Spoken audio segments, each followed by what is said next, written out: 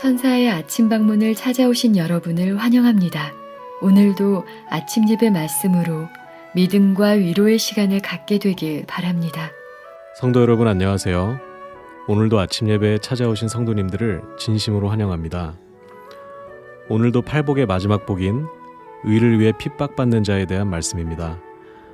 어떻게 하면 고난과 핍박 속에서도 하나님께 영광 돌리며 의를 위해 기꺼이 희생하는 신앙을 할 수 있을까요? 오늘 말씀을 통하여 그 신앙을 배우고 하늘이 실제가 되는 귀한 시간 되시길 바랍니다. 이제 기도하겠습니다. 하늘에 계신 아버지, 오늘 하루도 아침 예배를 통하여 저희를 붙잡아 주시고 여기까지 인도해 주셔서 감사합니다. 오늘도 아침 예배를 통해서 우리의 마음과 생각을 지키고자 합니다. 여기까지 인도하신 하나님을 생각하고 나를 위해 돌아가신 주님과 하늘을 묵상하면서 죄에 대하여 단호한 결단을 내릴 수 있도록 성령께서 인도하여 주시옵소서. 오늘도 생명을 살리는 귀한 말씀 준비해 주신 목사님께 하늘의 능력과 새의 힘을 허락해 주옵시고 듣는 이들의 마음에 성령께서 임재하여 주시옵소서. 각 사람의 마음을 하늘로 인도하여 주시고 하늘이 실제가 될 수 있는 삶을 살 수 있도록 인도하여 주시옵소서. 감사드리오며 예수님의 이름으로 기도드렸습니다. 아멘. 안녕하십니까? 오늘도 팔복의 마지막 복, 핍박의 복을 살펴보겠습니다. 성도 여러분, 내가 무엇을 잘못해서 얻어맞고 욕먹는 것은 핍박이 아닙니다. 내가 함부로 말하고 무례하게 했기 때문에 사람들이 나를 미워하고 따돌리는 것은 핍박이 아닙니다. 핍박이라는 것은 진리와 의 때문에 내가 고통당하고 시련받는 것, 그것을 핍박이라고 하는 것입니다. 그래서 예수께서 의를 위하여 핍박을 받는 자는 복이 있나니라고 하신 것입니다. 자, 질문 드리죠. 아무리 예수께서 의를 위해 핍박받는 자는 하늘에서 큰 상을 받는다고 말씀하셔도 그 말씀을 믿지 않으면 어떻게 됩니까? 아무리 주께서 재림하신다고 약속해도 믿지 않으면 어떻게 됩니까?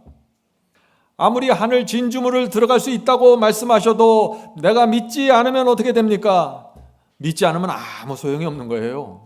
그래서 믿음으로 구원받는 것입니다. 제가 여러분에게 지금 이 건물 옥상에 올라가면 제가 지금 당장 10억 원을 주겠다고 약속하면은 여러분 중에 몇 명이 옥상에 올라갈까요? 제 말을 믿는 분들은 당장 일어나서 옥상에 뛰어 올라가겠죠. 그런데 믿지 않는 분들은 어떻게 될까요? 발가락 하나 움직이지 않습니다. 이것이 믿음입니다. 10억 원 주겠다는 제 약속을 믿으면 엘리베이터가 고장나도 올라갑니다. 어떤 핍박과 고통과 반대가 있어도 옥상에 올라갑니다. 분명한 목적이 있기 때문이죠. 계산이 끝난 것입니다. 성도 여러분, 믿음이 무엇입니까? 믿음은 파워입니다. 정말 믿으면 파워가 생기고 힘이 나고 움직입니다. 그래서 믿으면 순종하고 믿으면 핍박도 기쁨으로 받고 믿으면 모든 것을 이기고 극복한다는 것입니다. 이것이 성경의 기별이에요. 믿음으로 말미암아 얻게 되는 것입니다. 하늘에는 영원한 행복이 있습니다. 하늘엔 영원한 행복이에요. 천사들과 함께 영원히 우주를 여행합니다. 하늘에 가면 아담과 하와를 만납니다. 에녹과 노아도 거기에 있습니다. 12제자와 바울과 내가 손을 잡고 우리가 손을 잡고 이야기 나눌 수 있습니다. 하나님 그리스도 성령님과 함께 실컷 대화하고 묻고 싶은 질문 모두 던질 수 있습니다. 하늘은 그런 곳이에요. 근데 왜 자꾸 주저주저해요? 계산이 끝나지 않았다는 것입니다. 하늘이 실체라는 것을 믿지 않는 것입니다. 그래서 자꾸 주저주저하는 거예요. 세상과 하늘을 비교하면서 마치 세상이 더 크고 귀한 것처럼 착각하는 것입니다. 계산을 똑바로 하셔야 돼요. 성도는 하늘이 정말 실체이고 정말 진짜라면 어떻게 될까요? 가난, 핍박 다 문제 안 됩니다. 사탄이 어떤 공격해도 넉넉히 이기게 됩니다. 로마서 8장 37절입니다. 로마서 8장 37절. 이 모든 일에 우리를 사랑하시는 이로 말미암아 우리가 넉넉히 이기느니라. 성도 여러분, 지난 2000년 기독교 역사에서 많은 사람들이 했던 질문이 이것입니다. 정말 우리가 넉넉히 이길 수 있을까요? 겨우 이기는 거 아니에요? 간신히 들어가는 거 아닙니까? 계속해서 이 질문을 하는 것입니다. 왜 그래요? 하늘이 실제가 되지 않았기 때문이죠. 어떤 사람들이 넉넉히 이긴다고 했습니까? 하늘이 실제가 된 사람들입니다. 하나님의 약속을 실제로 믿는 사람들입니다. 그들은 넉넉히 이깁니다. 왜요? 하늘과 땅은 비교할 수 없는 것이기 때문에. 베드로후서 1장 10절 11절입니다. 베드로후서 1장 10절 11절. 형제들아 더욱 힘써 너희 부르심과 택하심을 굳게 하라. 이같이 하면 우리 주 곧 예수 그리스도의 영원한 나라에 들어감을 넉넉히 너희에게 주시리라. 분명하죠? 겨우 간신히 들어가는 거 아닙니다. 넉넉히 하늘 도성에 들어가는 것입니다. 왜요? 하늘과 이 땅은 비교할 수 없기 때문에. 하늘은 엄청난 곳이기 때문에 이 세상은 어두워 보이는 것입니다. 그래서 넉넉히 들어가는 것입니다. 성도 여러분, 여러분의 마음의 하늘은 실제입니까? 실제가 되어야 됩니다. 믿음은 거기서 시작되는 것입니다. 자, 질문을 드리죠.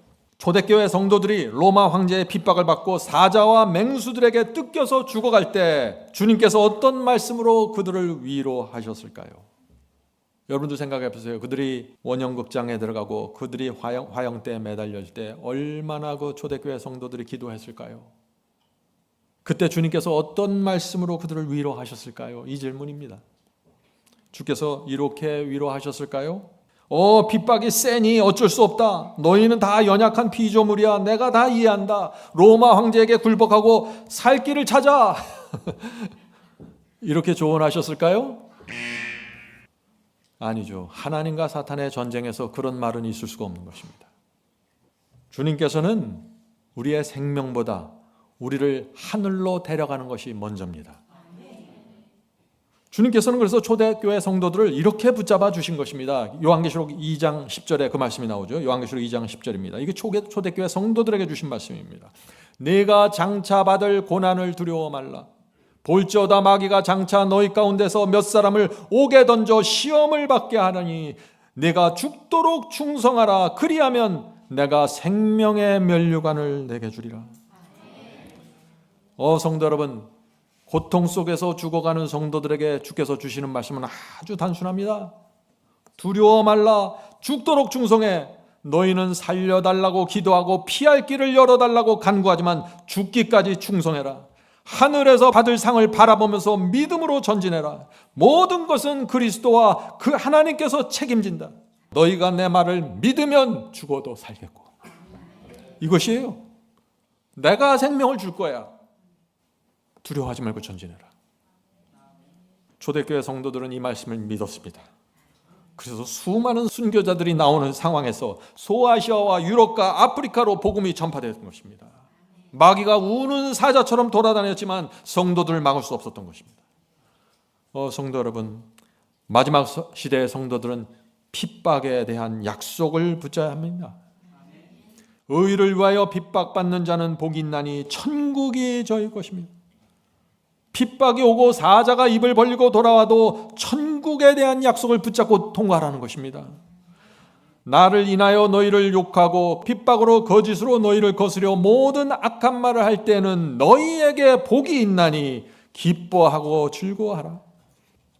사람들이 너희를 미워하고 그렇게 욕하고 달려들 때 기뻐하라. 너희에게 복이 있는 거야. 왜? 사탄이 너희를 미워하고 있던 증거야. 네가 내 사람이라는 증거야. 지금 그 말씀을 하시는 거예요. 이것이 하나님께서 보시는 인간의 핍박과 고통입니다. 기뻐하고 즐거워하라. 하늘에서 너희 상이 큼이라. 너희 전에 있던 선지자들 이같이 핍박하였느니라. 죽도록 충성하라. 그리하면 생명의 면류관을 내게 주리라. 너희가 땅에서 외국인과 나그네로라 증거하였으니 더 나은 본향을 사모하니 곧 하늘에 있는 것이라. 그러므로 하나님께서 너희 하나님이라 일컬음 받으심을 부끄러워 아니하시고 너희를 위하여 한 성을 예비하셨느니라. 아멘. 성도 여러분, 믿음이 무엇입니까? 하나님의 약속을 믿고 전진하는 것입니다. 믿음이 있으면 그래서 고난과 핍박이 생기더라도 하늘 도성만 바라보며 전진하는 것입니다. 하나님께서 예비하신 그 한 성을 바라보는 것입니다. 히브리서 11장에 그래서 믿음을 이렇게 말합니다. 히브리서 11장 1절 2절입니다. 믿음은 바라는 것들의 실상이요 보지 못하는 것들의 증거이니 선진들이 이로써 증거를 얻었느니라. 믿음은 보이지 않는 하나님의 약속을 믿는 것입니다. 믿음은 보이지 않는 하늘 예루살렘 도성을 믿는 것입니다. 성경의 모든 조상들도 보이지 않는 하늘 도성 바라보면서 그래서 나그네로 산 것입니다.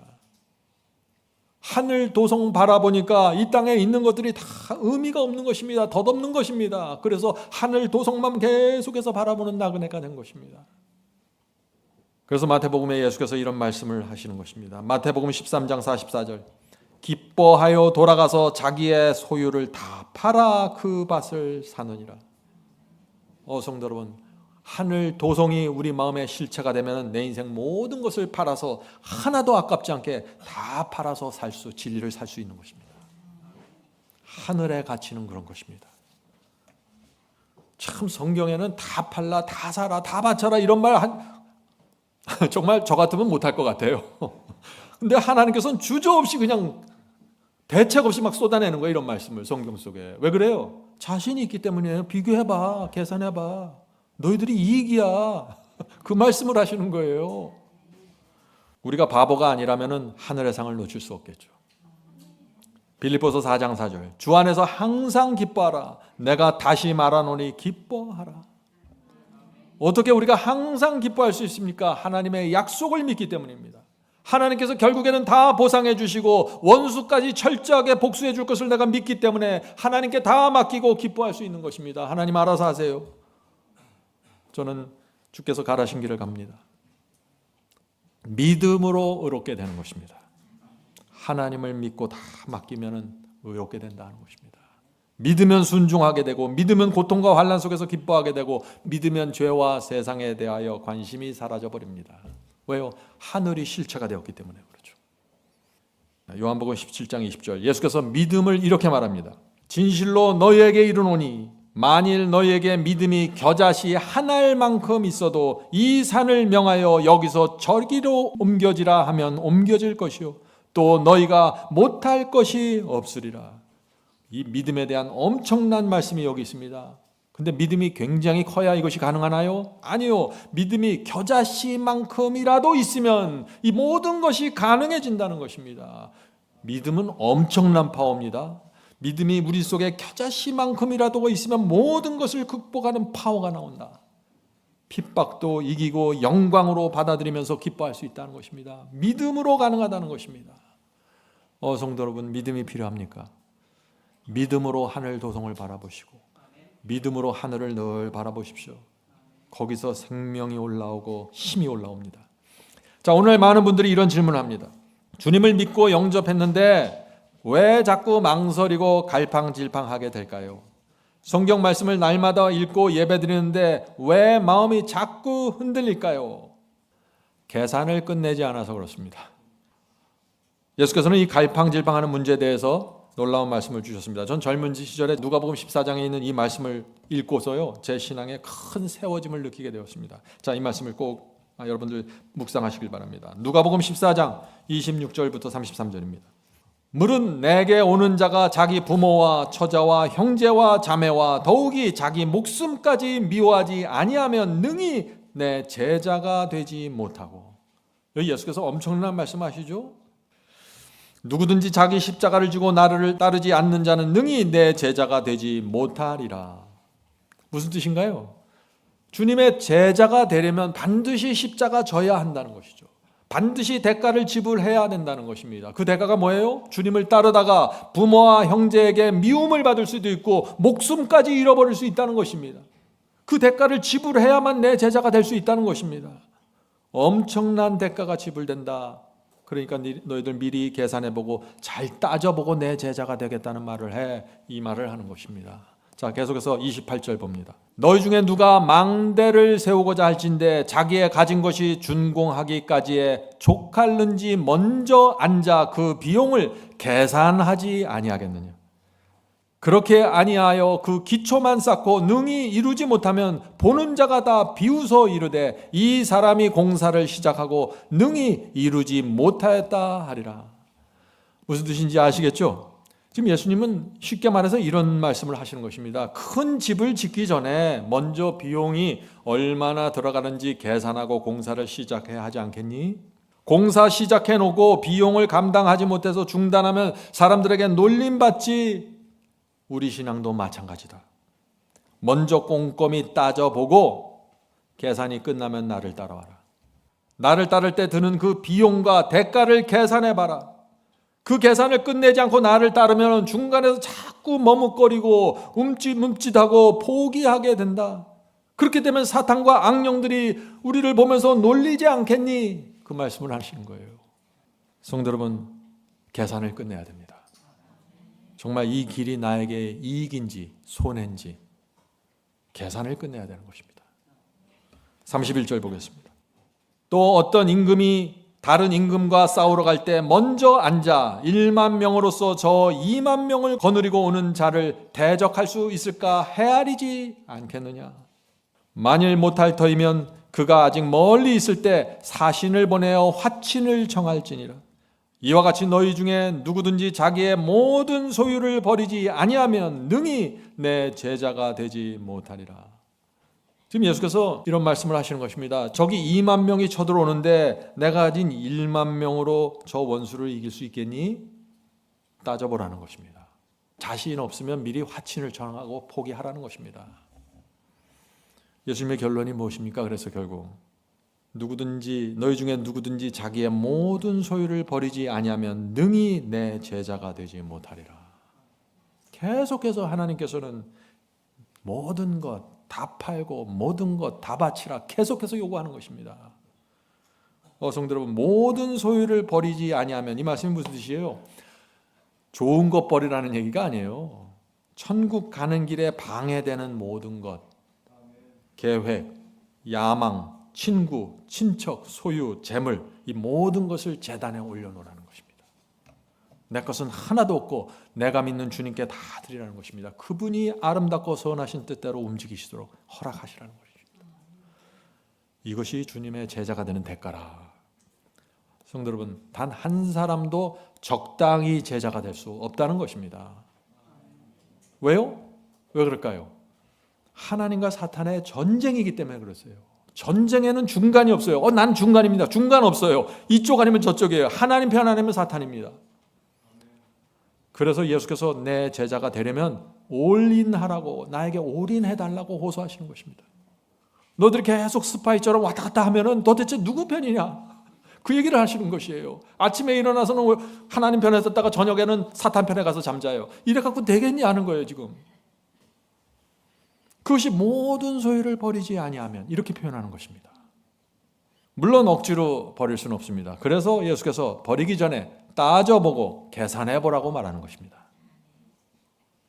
천국 도성 가는 것이 나에게 행복이 되고 나에게 이익이 되는지 저울대에 올려놓고 계산을 해보셔야 됩니다. 정말 하늘이 모든 것을 희생하고도 얻을 가치가 있는 것인지 따져보셔야 합니다. 충분히 따져보고 계산이 끝났으면 그때부터는 더 이상 뒤돌아보지 말고 순종하십시오. 더 이상 이상한 핑계 대지 마세요. 계산이 끝나지 않는 사람들은 계속해서 흔들리고 갈팡질팡할 것입니다. 그렇게 되면 세상이 비웃을 것이고 하나님께서도 마귀에게 조롱받게 됩니다. 그것은 최악의 경우입니다. 다시 질문드립니다. 이 질문이 오늘 설교의 주제죠. 주님을 믿는다고 고백하는 사람들이 왜 갈팡질팡합니까?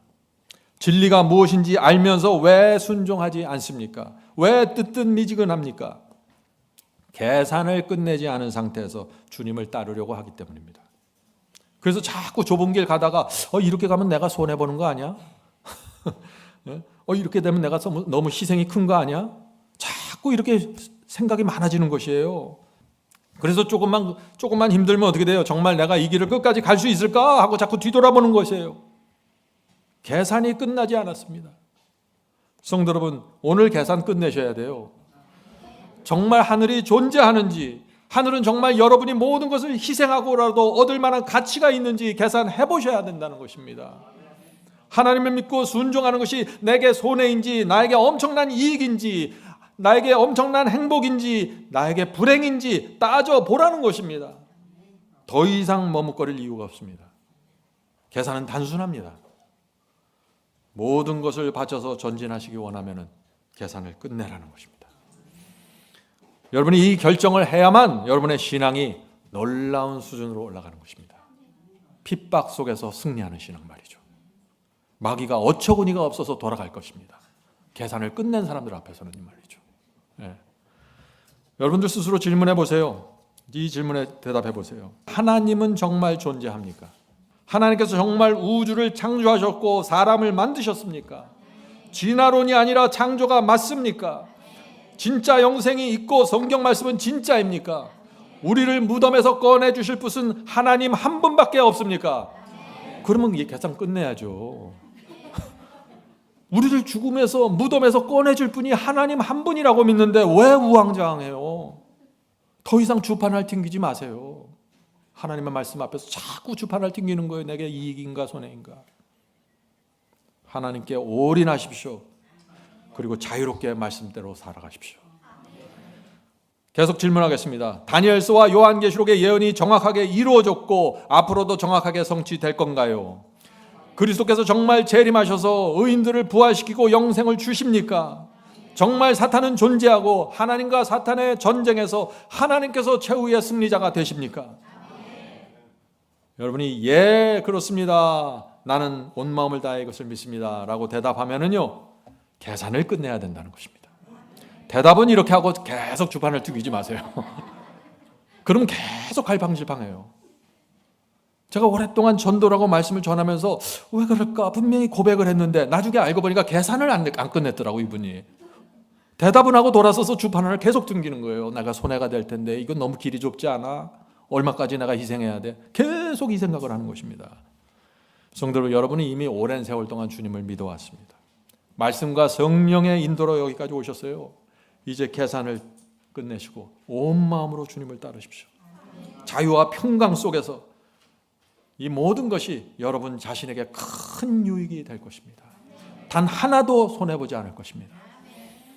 이제 말씀을 마치겠습니다. 기독교 역사를 보면요 하나님과 사탄의 전쟁을 봅니다. 12 제자가 복음을 전파하고 진리를 선포하고 그렇게 하자 사탄이 움직였습니다. 공격했어요. 유대교회에서 스데반 집사를 죽였고 큰 핍박이 일어났습니다. 사탄이 한 짓입니다. 하나님께서는 복음을 사마리아 건너편으로 온 세상으로 복음을 퍼지게 하셨습니다. 그래서 복음이 소아시아와 유럽으로 전파됐어요. 사탄은 또 분노해서 움직였습니다. 어떻게 해요? 로마 황제를 데리고 미혹했습니다. 로마 황제가 무섭게 성도들을 핍박하고 화형대로 성도들을 밀어넣습니다. 그 당시 어떤 성도들이 핍박을 이기고 승리했을까요? 계산을 끝낸 성도들입니다. 이 말씀 잘 기억하세요. 이게 무슨 말인지. 계산을 끝낸 성도들입니다. 그래서 그들이 의를 위하여 핍박을 받는 자는 복이 있나니 이 말씀을 붙잡고 승리했던 것입니다. 그때부터 지금까지 2000년이 흘렀습니다. 이제 성경의 마지막 예언이 성취되려고 합니다. 짐승의 표 환난과 그리스도의 재림이 다가옵니다. 누가 그 마지막 최고의 환난을 통과할 수 있을까요? 계산을 끝낸 성도들입니다. 팔복의 마지막 복을 붙잡고 승리합니다.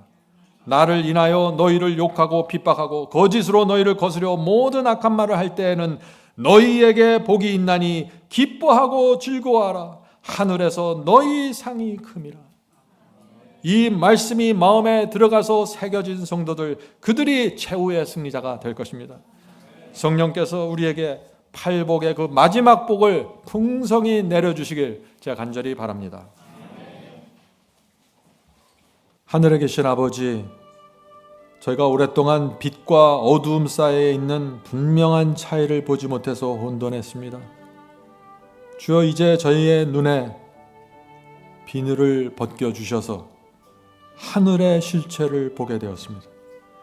주여, 이제 저희 인생의 마지막 계산을 끝낼 수 있게 되었습니다. 주여, 마지막 결정을 할 수 있도록 도와주시옵소서.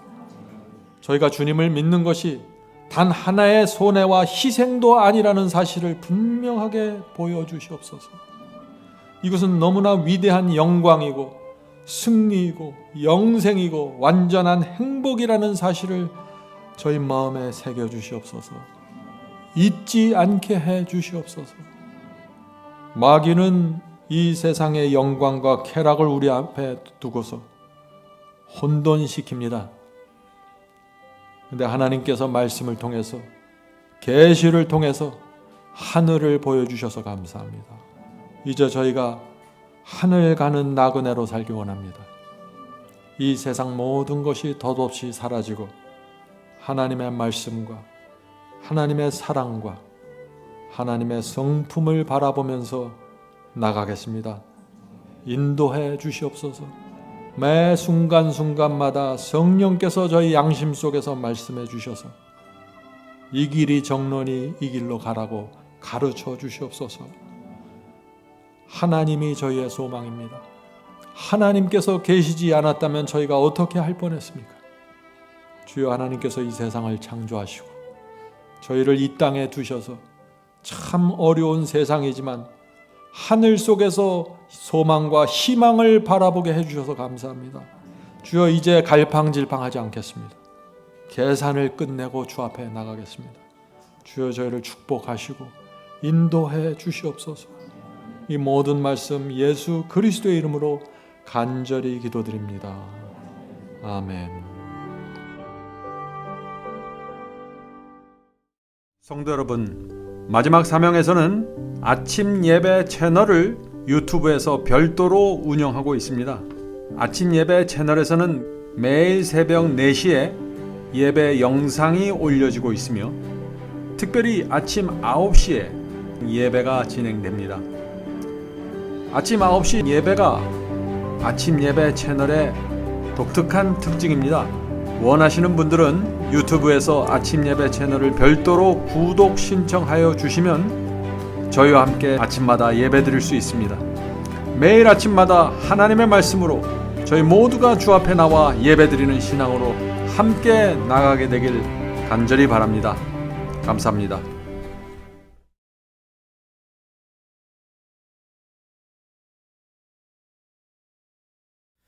대산을 넘어 한국에 가도 빛 가운데로 걸어가면 주께서니 버리시기로 약속한 말씀 변치 않네. 하늘의 양 그 밝은 빛이 내 영혼 속에 차고 넘치네. 할렐루야, 널 기뻐하며 주 이름 높이 찬양하리. 권명한 자비 널 기뻐하며 영원한 장금 목적하고 그 크신 이름 찬양함으로 날마다 빛에 갈아가리. 하늘의 영광 그 밝은 빛이 내 영혼 속